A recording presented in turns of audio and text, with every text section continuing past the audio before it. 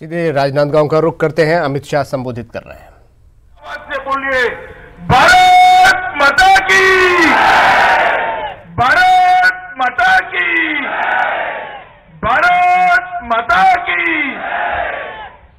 मंच पर उपस्थित हमारे राष्ट्रीय उपाध्यक्ष, पूर्व मुख्यमंत्री, भाजपा के वरिष्ठ नेता डॉक्टर रमन सिंह जी, हमारे यहां के लोकप्रिय प्रत्याशी, पार्टी के महासचिव भाई संतोष पांडे जी, संतोष भाई यहां आ जाओ मेरे साथ में, हमारे सांसद श्री अभिषेक सिंह जी, श्री मधुसूदन यादव जी, श्रीमान प्रदीप गांधी जी, श्री विजय शर्मा जी, श्री संतोष अग्रवाल जी, श्री दिनेश गांधी जी, श्री राजेंद्र पाल जी, श्री भरत वर्मा जी, श्री हिरेंद्र साहू जी, श्री चंद्रिमा सक्सेना जी, श्रीमती सरिता ढीमर जी, श्री पवन जैन जी, श्री लक्ष्मी नारायण गुप्ता जी, श्री जयपाल सिंह जी, श्री आत्माराम जी,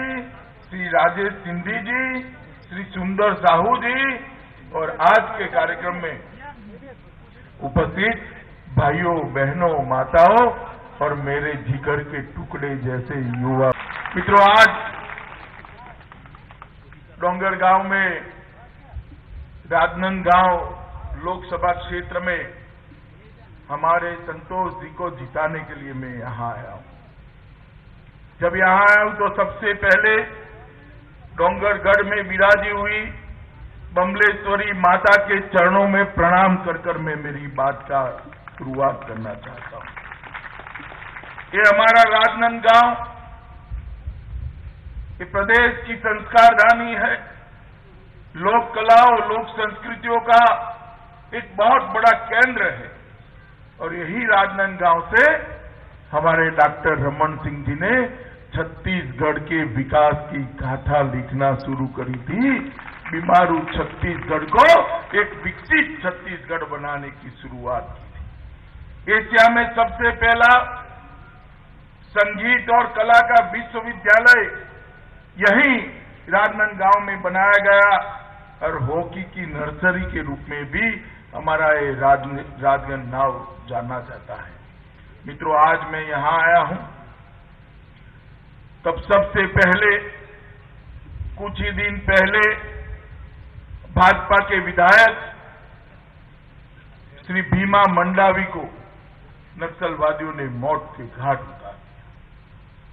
मैं भीमा मंडावी जी की आत्मा की शांति को लिए प्रभु से प्रार्थना कर मेरी बात की शुरुआत करना चाहता हूं। और मित्रों, अभी मैंने देखा भीमा मंडावी के हत्या की जितनी डिटेल बाहर आती जाती है, उसका जैसे जैसे अभ्यास करते हैं, ये कोई सामान्य घटना नहीं लगती। इसके अंदर एक राजनीतिक षड्यंत्र की बू आती है। भीमा मंडावी की पत्नी ने भी मांग की है कि इनकी हत्या की जांच सीबीआई को सौंपनी चाहिए। और मैं आज इस सभा के अंदर राज्य के मुख्यमंत्री को कहना चाहता हूं कि अगर आपको कुछ छुपाना नहीं है, आपको कुछ छुपाने के लिए नहीं है, तो भीमा मंडावी की हत्या की जांच सीबीआई को देकर एक न्यूट्रल जांच करा दीजिए, तो दूध का दूध, पानी का पानी। और मित्रों, जिनको कुछ छुपाना नहीं होता है वो सीबीआई से क्यों डरेंगे? इन्होंने आने के साथ ही सीबीआई पर यहां प्रतिबंध लगा दिया। 10 साल तक हमारी सरकार थी और आपकी केंद्र में सरकार थी। हमारे मुख्यमंत्री रमन सिंह जी थे, उनको कभी सीबीआई को रोकने की जरूरत नहीं पड़ी थी, क्योंकि रमन सिंह का दामन पाक साफ था, भ्रष्टाचार नहीं करना था, सीबीआई को रोकना नहीं पड़ा था। आपके आते ही पहले ही सप्ताह में आपने सीबीआई को रोक दिया। ये बताता है कि आपके मन में क्या पड़ा है। मित्रों, छत्तीसगढ़ की जनता के लिए ये बहुत महत्वपूर्ण संदेश उन्होंने आने के बाद दिया है। मित्रों, आज जब मैं यहां डोंगरगांव के अंदर आया हूं, पूरे देश में घूमता घूमता घूमता घूमता यहां आया। कश्मीर से कन्याकुमारी और असम से लेकर गुजरात तक पूरे देश में मैं जहां जहां गया एक ही नारा लगता है, मोदी मोदी मोदी मोदी मोदी। इसी तरह के नारे मोदी मोदी के देश भर के अंदर लगते हैं, जो बताते हैं देश की जनता ने तय किया है कि आने वाले चुनाव में फिर एक बार मोदी सरकार बनाने के लिए देश की जनता तय है। और मित्रों, इसलिए तय बैठी है कि 2 खेमे पड़ चुके हैं। एक और 55 महीने के अंदर 55 साल से भी ज्यादा विकास करने वाले नरेंद्र मोदी जी हैं, और दूसरी ओर 12 लाख करोड़ के घपले, घोटाले, भ्रष्टाचार कराने वाली राहुल बाबा एंड कंपनी। मित्रों, 10 साल मिले थे उनको। सोनिया मनमोहन की सरकार थी, 10 साल मिले थे। 10 साल के अंदर 12 लाख करोड़ रुपए के घपले, घोटाले, भ्रष्टाचार कर आज वो दावा करते हैं कि हम देश का विकास करेंगे। राहुल बाबा, कोई कम समय नहीं दिया देश ने आपको, 55 साल दिए हैं। 55 साल तक आपने देश का विकास नहीं किया। 4 पीढ़ी तक इस देश पर शासन किया, मगर देश का विकास आप नहीं कर पाए। और अब नारे दे रहे हो। विकास किसको कहते हैं मित्रों? सिर्फ 5 साल मोदी जी ने शासन किया। 5 साल के अंदर इन्होंने 2.5 करोड़ गरीबों को घर देने का काम भारतीय जनता पार्टी की नरेंद्र मोदी सरकार। 7 करोड़ गरीब महिलाओं को गैस का सिलेंडर देने का काम भारतीय जनता पार्टी की नरेंद्र मोदी सरकार ने किया है। 2 करोड़ 35 लाख परिवारों के घर में सौभाग्य योजना के तहत बिजली पहुंचाने का काम ये भारतीय जनता पार्टी की नरेंद्र मोदी सरकार ने किया है। और 8 करोड़ गरीबों के घर में शौचालय पहुंचाने का काम भारतीय जनता पार्टी की नरेंद्र मोदी सरकार ने किया है। और 50 करोड़ गरीबों को स्वास्थ्य के लिए 5 लाख तक का कोई भी खर्चा हो जाए, 50 करोड़ गरीबों को स्वास्थ्य की चिंता फ्री ऑफ कॉस्ट कर पाए, मुफ्त में कर पाए, इस प्रकार की व्यवस्था करने का काम भारतीय जनता पार्टी की नरेंद्र मोदी सरकार ने किया। और आप कहते हो कि हम विकास करेंगे। विकास के नारों से विकास नहीं होता राहुल बाबा। गरीबों के लिए मन में दर्द होता है, दिल में दर्द होता है, तब जाकर विकास होता है। हमारे रमन सिंह जी मुख्यमंत्री बने, इस राज्य के करोड़ों वनवासियों के पैर में चरण पादुका देने का काम रमन सिंह जी ने किया था, क्योंकि इनको मालूम था कि धूम धकती धूप में इसके पैर की हालत क्या होगी। ये जब तब होता है जब आपके मन में विकास के लिए, आपके मन में गरीब के लिए दर्द हो। मित्रों, विकास की बात कांग्रेस कुछ नहीं कर पाई। सुरक्षा की बात मैं करना चाहता हूं। ये कांग्रेस पार्टी 10 साल तक सोनिया मनमोहन की सरकार थी। देश के पर कश्मीर की सरहद से आलिया, मालिया, जमालिया देश के अंदर घुस जाते थे, आतंकवादी प्रवृत्ति करते थे, हमारे जवानों के सर काट कर ले जाते थे, अपमानित करते थे, कोई जवाब दिया नहीं जाता। अभी पुलवामा पर हमला हुआ और पुलवामा पर हमले में 40 जवान शहीद हो गए, 40 जवान। मगर इस बार मौनी बाबा मनमोहन सिंह की सरकार नहीं थी, नरेंद्र मोदी जी की सरकार थी। नरेंद्र मोदी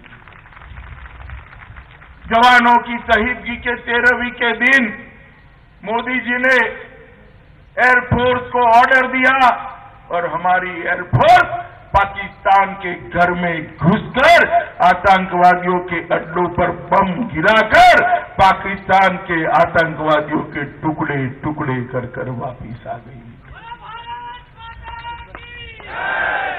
और इस सुरक्षा की बात जब आई तब देश भर में आनंद फैल गया, मिठाइयां बंटने लगी, देश भर के अंदर शहीदों के तस्वीरों पर फूलमालाएं चढ़ाई गई, मिठाइयां बंटी, फटाके जले, 2 जगह पे मातम छा गया। 2 जगह, एक पाकिस्तान के अंदर मातम छाया और दूसरा कांग्रेस पार्टी के कार्यालय में राहुल बाबा के वहां मातम छा गया कि ये क्या हो गया। मित्रों, मुझे बताओ, अपने 40 जवानों को अगर मौत के घाट उतारते हैं तो उन पर बम गिराने चाहिए या नहीं गिराने चाहिए? जरा जोर से बोलो, गिराने चाहिए या नहीं गिराने चाहिए? ये राहुल बाबा के गुरु सैम पित्रोड़ा कहते हैं, इनके साथ बातचीत करो। अरे सैम पित्रोड़ा, ये कांग्रेस पार्टी आतंकवादियों से इलू कर सकती है, भारतीय जनता पार्टी नहीं कर सकती है।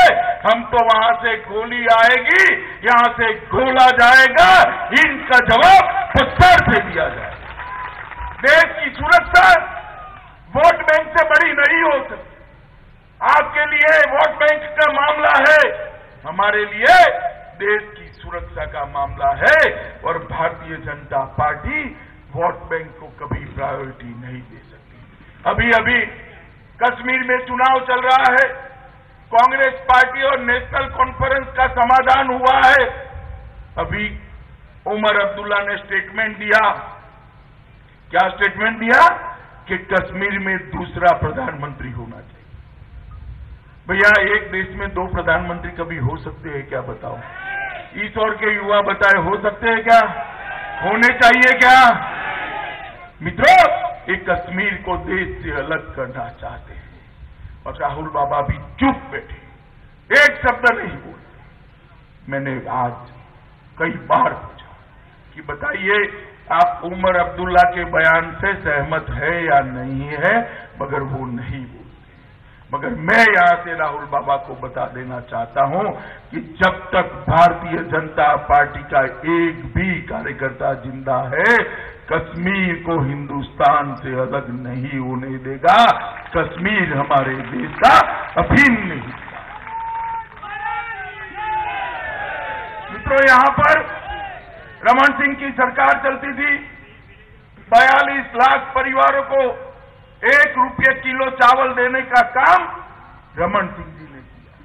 और मित्रों, नमक पुई, अमृत नमक मुफ्त में बांटने का काम रमन सिंह जी ने किया।